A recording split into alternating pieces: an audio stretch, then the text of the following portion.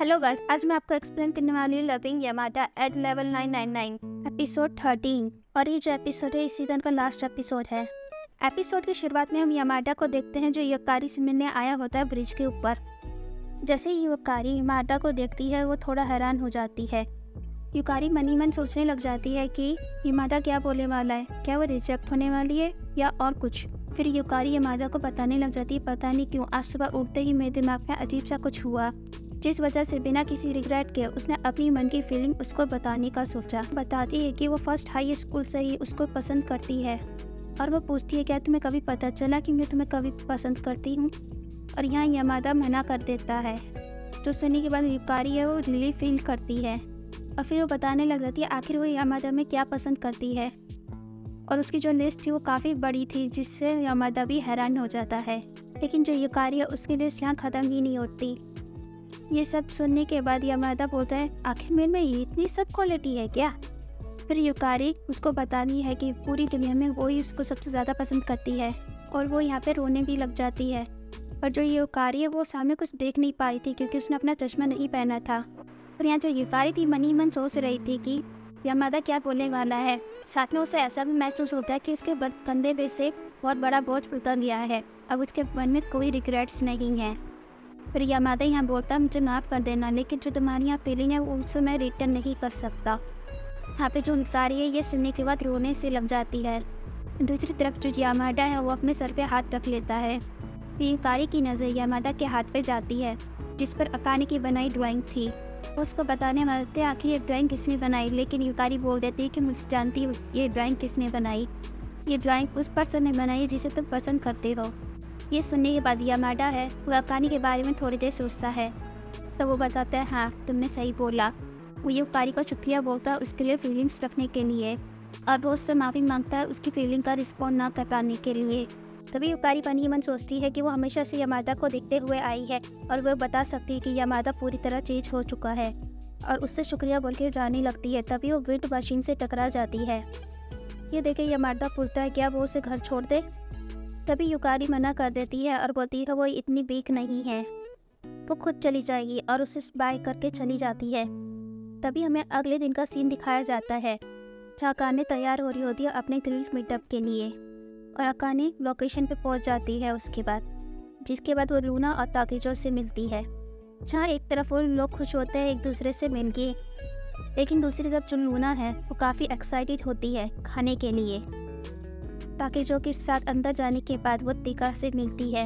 ना वो ये तरह से बातें करती है कि वो यामादा के साथ अब तक ज़्यादा टाइम स्पेंड नहीं कर पाई।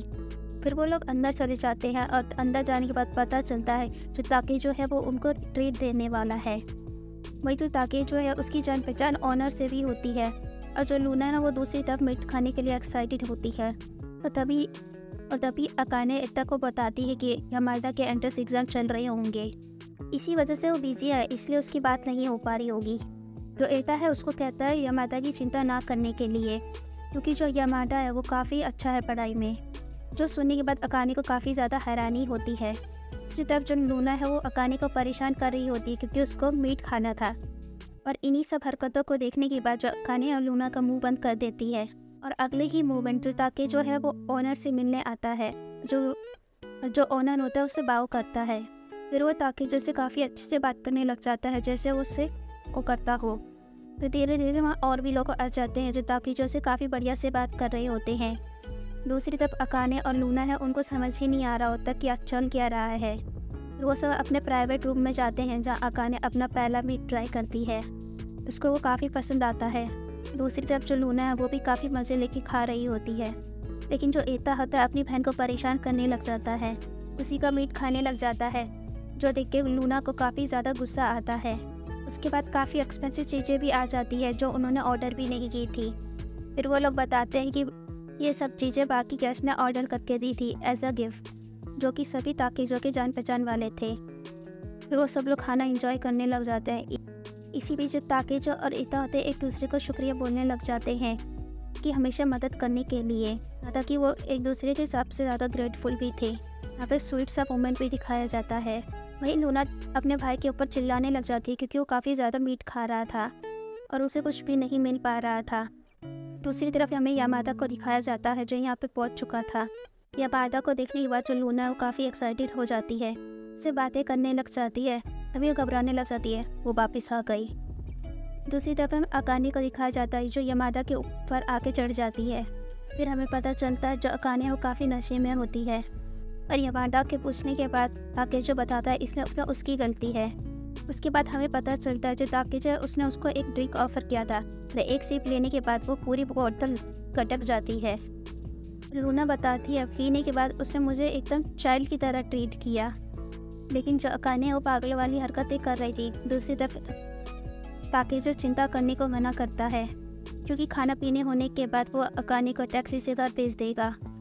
जो एता है वो बोलता है तुम्हें चिंता करने की ज़रूरत नहीं है, यामादा उसको घर पे ले जाएगा। अगले सीन में हमें दिखाया जाता है जो यामादा है अकाने को घर ले जाने के लिए रेस्टोरेंट से बाहर निकाल रहा होता है, लेकिन जो अकाने है वो अपने ही मज़े में थी। जब यामादा पानी की बोतल खरीद रहा था तब वो कुछ लड़कों को बात करते सुनता है कि वो लोग एक लड़की को ढूंढ रहे मज़े करने के लिए। यहीं पे यामादा अकाने को पानी की बोतल देता है और अकाने ये देखकर शॉक हो जाती है। उसको कैसे पता चला कि उसको पानी पीना है? तभी यामादा उसको बताता है कि जब वो वापस आ रहे थे तो वही चिल्ला चिल्ला के बोल रहे थे कि मुझे पानी पीना है। यहाँ पे जो अकाने वो शर्माने भी लग जाती है और उससे माफ़ी भी मांगती है और शुक्रिया भी बोलती है। वो यामादा को बोलती है तुम घर जा सकते हो, वो अकेली चली जाएगी। फिर यामादा उसको बताता है यहाँ आसपास काफ़ी ड्रंक लोग घूम रहे हैं तुम्हारे अलावा। उसे यहाँ अकाने वो काफ़ी नशे में भी होती है और यामादा उसका हाथ पकड़ते हुए बोलता है कि वो उसके घर छोड़ देगा और वो उसको ले जाने लगता है, लेकिन जो अकाने है उसका बीच रास्ते में हील अटक जाता है, जिस वजह से जो यामादा उसकी हील को निकालता है। इस मूवमेंट में जो अकाने हैं वो यामादा को बड़ी ही अजीब नज़रों से देख रही थी। उसके बाद वो लोग अब हाथ पकड़ते हुए घर जाने की जर्नी कंटिन्यू करते हैं। यामादा अकाने को घर छोड़ने के बाद अपने घर जाने लगता है, तभी अकाने यामादा से डायरेक्टली पूछ लेती है क्या तुम मुझे पसंद करते हो? इसके बाद यामादा मुस्कुराने लग जाता है और बोलता है अरे नहीं, मैं चोरी पकड़ी गई। और ये सुनने के बाद जो अकाने है वो भी शौक हो जाती है। दूसरी तरफ जो यामादा है उसको बताता है कि मैं तुम्हें पसंद करता हूँ, लेकिन जो अकाने है उसको समझ नहीं आ रहा होता कि वो आखिर क्या बोले। तभी यामादा बोलने लग जाते हैं मैं तुम्हें पसंद करता हूँ, ये बात मैं तुम्हें बाद में भी बता दूँगा। मुझे नहीं पता ये बात तुम्हें याद रहेगी कि नहीं, लेकिन मैं तुम्हें प्रॉमिस करता हूँ सुबह उठने के बाद मैं तुम्हें कॉल करूँगा। जिसके बाद वो हक कर लेते हैं। फिर हमें अगले दिन का सीन दिखाया जाता है जहाँ अकाने यामादा के साथ फ़ोन पे बात कर रही होती है और वो पूरे समय शर्मा रही होती है और वो पूरी रात सो भी नहीं पाई थी। और फिर हमें कॉलेज का सीन दिखाया जाता है जहाँ मोमो को सब पता लग चुका है, बाकी चीज़ों के बारे में भी उससे जानना था। फिर वो अपने फ्रेंड से बात कर रहे होते हैं अपने बॉयफ्रेंड से रिलेटेड, जहाँ मोमो को समझ आता है कि उसके सिवाय सबके पास बॉयफ्रेंड है और उसके मन में यही चला था जल्दी से अपने लिए एक हस्बैंड ढूंढना है। तभी दूसरी लड़की अकाने को बोलती है हाई स्टूडेंट और अपने से ओल्डर लड़की को इसलिए डेट करते हैं ताकि उन्हें एक निच्चार लड़की मिल सके। ये सुनकर अकाने को बड़ा झटका लगता है क्योंकि वो किसी भी एंगल से निच्चार लड़की लगती ही नहीं है। कभी मोमो उसे हौसला देते हुए बोलते तो मुझे चिंता करने की ज़रूरत नहीं है। फिर हमें कैफे का सीन दिखाया जाता है जहाँ अकाने यामादा से बात कर रही होती है इन सभी चीज़ों से रिलेटेड, लेकिन यामादा उसकी बातों पे ध्यान ही नहीं दे रहा होता है। जिसके बाद अकाने उसको ध्यान देने को बोलती है और यामादा बोलता है तुम्हें इन सब बातों की चिंता करने की ज़रूरत नहीं है क्योंकि मैंने इनके बारे में कभी सोचा ही नहीं।